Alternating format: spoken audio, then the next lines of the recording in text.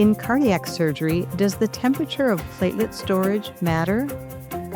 In patients with sickle cell pain crisis, does intravenous arginine help shorten the episode? And for young children with sickle cell anemia, could low-cost zinc supplements reduce infections? This and much more on today's JAMA Editor's Summary. Welcome to our listeners all around the world. Today is Friday, August 21st, 2026. I'm Dr. Linda Brubaker, JAMA Deputy Editor, sitting in for Dr. Bibbins Domingo, the Editor-in-Chief of JAMA and the JAMA Network. Today I'm joined by JAMA Deputy Editor Dr. Preeti Malani. Hey Preeti, let's take a look at some of the newest research published in JAMA this week. Hi, Linda. Let's start with the important issue of platelet storage. As our listeners know, platelet shortages are an ongoing clinical concern, especially since standard platelets expire quickly, and more than 2.2 million platelet units are transfused each year in the U.S. to prevent and treat bleeding. In the CHIPS trial, Dr. Spinella and colleagues asked whether platelets stored cold could last longer and still control bleeding during cardiac surgery. This was a phase 3 multicenter randomized trial among pediatric and adult patients at 27 sites in the U.S. and Australia undergoing cardiac surgery with cardiopulmonary bypass. Patients were randomly assigned 2-to-1 to cold stored platelets for a maximum of 21 days or room temperature platelets stored up to 7 days.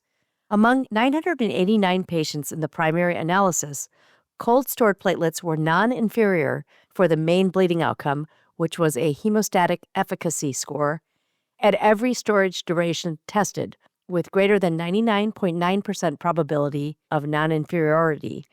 Chest tube output at 24 hours, which was a secondary outcome, and safety outcomes were similar overall, although re-exploration rates were higher in the cold stored group. The practical takeaway is that cold storage may reduce waste and improve platelet availability without sacrificing hemostatic effectiveness.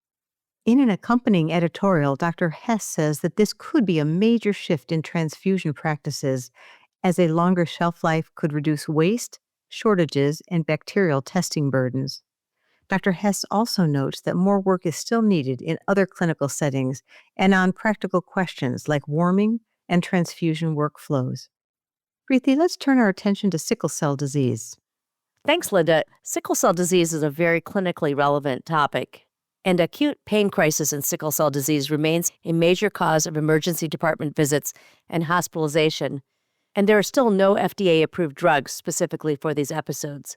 Dr. Morris and colleagues studied whether intravenous arginine could shorten the time to crisis resolution in sickle cell disease-related acute pain episodes.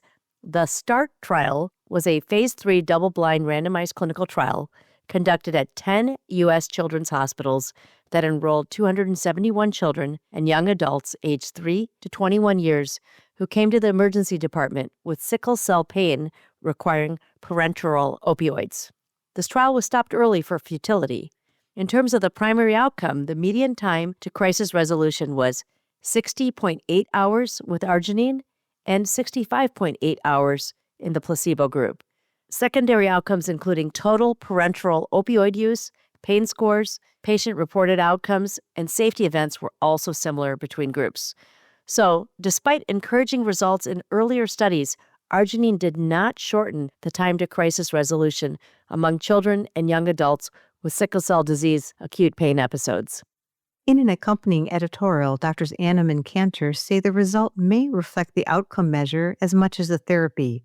This editorial argues that sickle cell pain is biologically heterogeneous, and future trials may need much more objective markers of vaso-occlusion or organ injury, rather than relying mainly on the time to last IV opioid dose.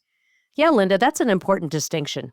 Continuing with the topic of sickle cell disease, Dr. Namazi and colleagues conducted the ZIPS-2 randomized trial, which was a double-blind study to assess whether oral zinc sulfate could help prevent infections in very young children with sickle cell anemia in Uganda.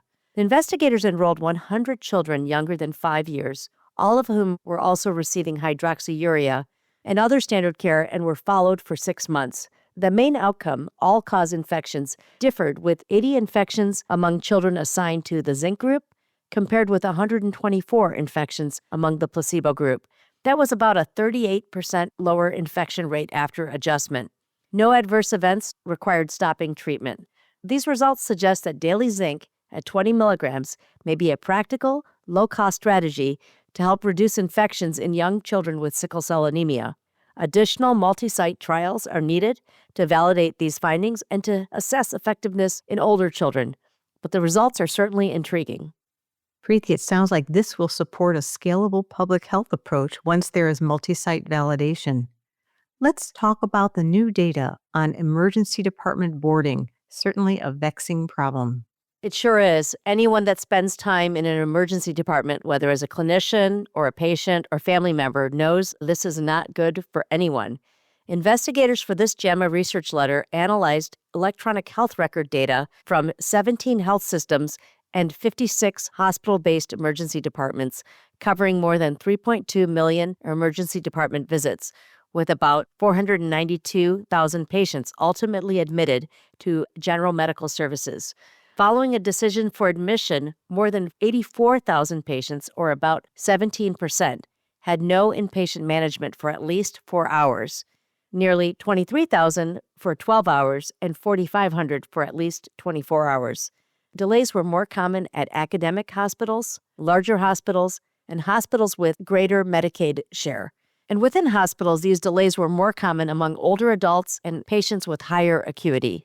This seems to be not only a vexing problem, but also a potential safety concern. Absolutely, this is a huge safety concern, especially for people who are already medically vulnerable. Okay, now, Preeti, I'm going to tap your infectious disease expertise to talk about the sharp rise of malaria risk in Ethiopia. Yes, Dr. Parr and colleagues from the Ethiopian Public Health Institute assessed whether drug and diagnostic resistance may be the contributing factor in a cross-sectional survey across 20 sentinel sites in 11 regions in Ethiopia.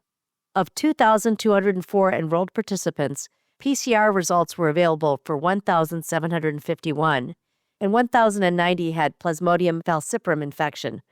Through molecular sequencing data, the investigators identified multiple clusters of closely related resistant parasites. The authors conclude that resistant markers are increasing and spreading unevenly, which raises concern about the durability of current treatment and testing strategies. It appears that Ethiopia's malaria surge is unfolding alongside growing resistance to both treatment and testing tools. Preeti, now let's talk about two perspective articles published in JAMA this week.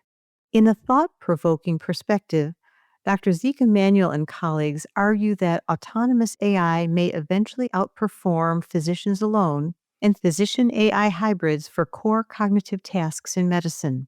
Their central point is that if AI keeps improving faster than clinicians can adapt, then keeping humans in the loop may sometimes reduce, not improve, diagnostic and treatment performance. Another perspective by Drs. Pryor and Krishnamurthy looks at HIV exclusion in sickle cell gene therapy.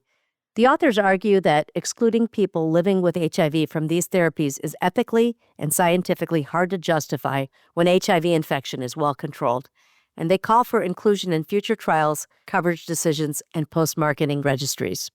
Let's close now with some clinical pearls for clinicians and patients. The JAMA Insights this week by Dr. Holt reviews medications for alcohol use disorders and makes the case that these treatments remain underused despite solid evidence. Naltrexone and acamprosate are recommended first-line treatment options. Naltrexone can reduce return to heavy drinking and comes as a daily pill or a monthly injection. Acamprosate is aimed more at maintaining abstinence and is safe in the Child-Pugh Class A and B cirrhosis. Supervised dalsulfiram may be more effective than many clinicians think, especially for abstinence. Topiramate is not FDA approved for alcohol use disorder, but it can help reduce drinking, with neurologic adverse effects limiting its use in some patients. Here's a bit more from Dr. Holt on this topic from this week's JAMA Clinical Reviews podcast. For any folks who are involved in creating pathways for inpatients or even in the outpatient setting, we really have to look at creating pathways and quality measures that look at the prescribing of these medications as self-evident. There's so many different conditions that have these pathways and smart pathways in hospital settings where if somebody comes in with X, they should automatically be prompted to do Y. And that really hasn't yet been the case for alcohol use disorder pharmacotherapy, and it should be. The JAMA patient page this week is on alcohol-related liver disease. It walks through who is at risk, how disease can progress from fatty liver to cirrhosis, and how screening can begin with the Fibrosis 4 score. It also reinforces key points for patients and clinicians alike. Stopping alcohol use is the main treatment goal, and abstinence can reverse early disease and lower the risk of liver failure and death. And as always, there's a lot happening in health news. Tune in every Friday for the JAMA Medical News Podcast and gain insight into the latest medical news. You can subscribe to the podcast at jamamedicalnews.com or click on the link in this episode's show notes.